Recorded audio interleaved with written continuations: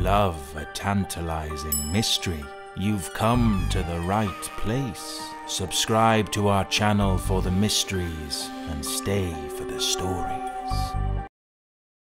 Do not dare trespass into this forbidden, off-limits-for-everyone area, and be sure to obey all posted signage around it. If you are caught roaming in this territory without prior approval, you will surely be in handcuffs and prosecuted at the very least. In fact, the closest you can get on the ground is within 15 miles of the outer boundaries. And flying through the air? The restricted space is formed by a rectangle of nearly 575 square miles. For anyone interested in UFOs and extraterrestrialists, or even just conspiracy theories in general, Area 51 is the stuff of legend. The activity at Area 51 is completely classified, and anyone flying above will be travelling through restricted airspace. There is so much secrecy around Area 51 that the CIA only officially acknowledged its existence in 2013. What's going on at this undercover desert base? Is it simply an open training range, as the United States Air Force claims, and a place to test experimental weapons and aircraft? Or are the conspiracy theories true? And is Area 51 actually a hotspot for UFO activity? Let's start by examining what we do know about Area 51, and then discuss just a few of the many theories about what might be happening in one of the most secret places in all of the United States.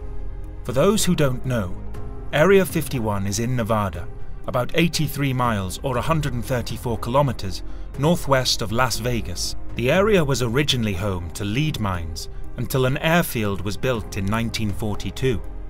Area 51 borders the Nevada test site, which was used to test nuclear weapons over a 40-year period between the 1950s and the 1990s, and the Nevada Test and Training Range, which is used to test weaponry and conduct aerial combat training exercises. In total, Area 51 is massive, spanning over 2.9 million acres, all of which is restricted. So what goes on there? Well, it really depends on who you ask. Let's start with the information about the projects at Area 51 that have all been confirmed. We do know that beginning in the 1950s and continuing to this present day, the military has used Area 51 to test various experimental stealth aircraft, such as the Lockheed U-2, the Lockheed A-12, the Lockheed SR-71 Blackbird, and the Lockheed D-21. Area 51 was chosen as the testing site for these aircraft for two main reasons. First, because the area is large with relatively flat ground, it's a prime spot for landing aircraft. Secondly, Area 51 is essentially in the middle of nowhere, which made it easy to shield test activity from prying eyes, at least many years ago. Beginning in the late 1960s, during the Cold War, Area 51 was also used to evaluate captured Soviet aircraft and radar systems. As mentioned, it's highly likely that experimental aircraft testing has continued at Area 51 to this day. However, all the information remains classified. According to Annie Jacobson, an expert on Area 51, it is now actually drones that are being tested at Area 51 instead of aircraft. What all of this tells us is that Area 51 seemingly has a very real, very logical purpose. The reason why it is so heavily guarded and secretive is because it has to be. Any information about aircraft testing or other covert projects that get leaked to the wrong people could be disastrous, especially during times of conflict, such as the Cold War or the Vietnam War. This also explains why the CIA refused to acknowledge the existence of the area until recently. However, while there are certainly very real reasons for Area 51's existence, there may be more to the site than just aircraft testing. The place may in fact not only be harbouring the bodies of aliens and their crashed spaceship, it may also be a place where the US government works on alien technology in collaboration with the aliens themselves. According to Area 51 conspiracy theorists, the most secretive projects are carried out in a place known as S4.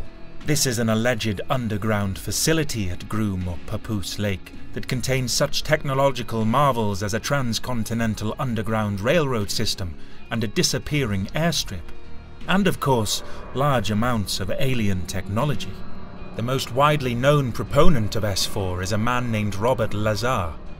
Lazar claimed to work at S4, where there were supposedly 9 flying saucers, antimatter reactors and other alien technology, all beyond the comprehension of humans. He says that he saw an alien spacecraft take off from the ground, and he also claimed to have seen alien cadavers, noting that they were small and childlike. Lazar gave an anonymous interview on Las Vegas television station KLAS in 1989, where all of this information was revealed.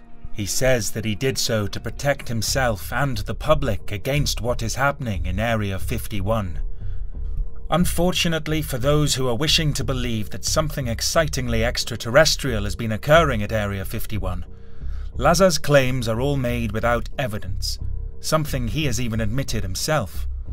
Lazar did willingly undertake several lie detector tests, and a few of them showed he was lying, but other tests showed he wasn't, and polygraphists could not agree with each other if the results concluded that he was being truthful or not. Even worse, both Lazar's claims of employment and his education at MIT and Caltech have been largely found to be false. However, there is some evidence that points to him being employed at the Los Alamos National Laboratory, despite the lab saying he never worked there. Lazar claims that the records about him were erased, but this is unlikely. So maybe there aren't antimatter reactors and 9 alien crafts at Area 51. But what about just one? One that came from arguably the most famous UFO event in the world, the Roswell incident. The Roswell incident is a tale that all ufologists and conspiracy theorists know well. In 1947, a rancher near Roswell, New Mexico, found some strange wreckage on his land. The wreckage was made up of materials such as rubber strips, thick paper, and tinfoil. So Brazel, the rancher, brought it to the attention of the local sheriff. The sheriff then alerted Colonel William Blanchard, who was the commanding officer of the Roswell Army Airfield, RAAF. There had already been a lot of UFO stories to appear in mass media that year, so the public was primed to be seeing flying saucers in every chance they looked. This UFO fever was ignited even further when the RAAF released their statement about the wreckage that Brazel had found, saying that the many rumors regarding the flying disc became a reality yesterday when the Roswell Army Airfield was fortunate enough to gain possession of the disc through the cooperation of the local ranchers and the sheriff office at the Chavez County. This statement seemed to confirm the suspicions that so many had been having. There really was UFO activity over the skies of Area 51, and now the government was even acknowledging its existence too. Naturally, the story was picked up by the Roswell Daily Record, which featured a front-page splash about the incident titled "Disc Craze Continues," but something was different. In just one day, the record had changed. According to the US Army, no longer was the debris found on the ranch a flying saucer. Instead, it was merely a weather balloon. This story was changed again in 1994, when the United States Air Force revealed that the weather balloon story wasn't actually true, and that the debris was actually from a spy device designed to get information from Soviet Russia, all part of a then classified project known as Project Mogul. The fact that the officials changed their story so quickly, and continue to change it, has helped to fuel the conspiracy theories about the Roswell incident ever since. While it is highly believable that the story about the weather balloon was fabricated to hide the truth about classified project information, and that the debris was only initially reported by the rancher as a flying saucer because of the hype surrounding flying saucers at the time, the fact that the army changed their minds about what the debris was so quickly has many people believing that they have something more otherworldly to hide, and that it is hidden at Area 51. First of all, there's the fact that people swear they saw the removal of alien bodies from the crash site. This was explained in 1997 as simply parachute test dummies, but many people don't believe that. The idea that aliens were removed from the Roswell crash site and taken to Area 51 was already in the public's mind, and they had been further fueled by the so-called existence of an alien autopsy tape released in 1995. This grainy black and white footage, less than 20 minutes long, purported to show scientists conducting an autopsy on an alien taken from the Roswell crash. For over 2 decades, people believed that this video was undeniable proof that not only did aliens exist, but they were being hidden away at Area 51. The alien autopsy footage is chillingly convincing, but unfortunately, it's also fake.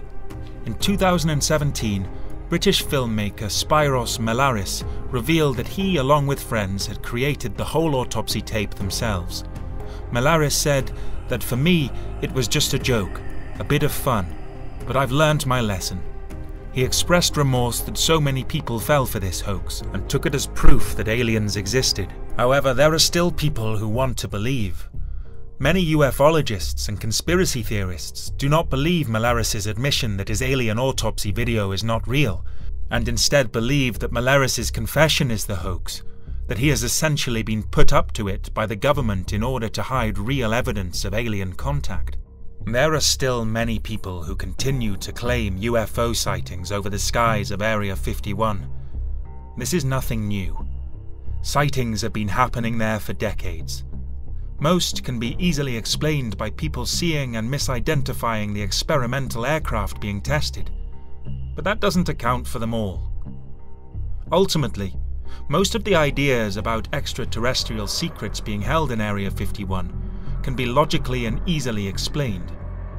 But the fact that the US government has launched not 1, not 2, but 3 separate UFO investigation offices that we know of tells us that perhaps there is something more to these alleged UFO sightings than we realize. What are your theories about Area 51? Is it simply a place for military testing, or is there some truth to the conspiracy theories of alien technology and aliens themselves being hidden there? Let us know in the comments below, and don't forget to like, share, and subscribe for more interesting videos like this.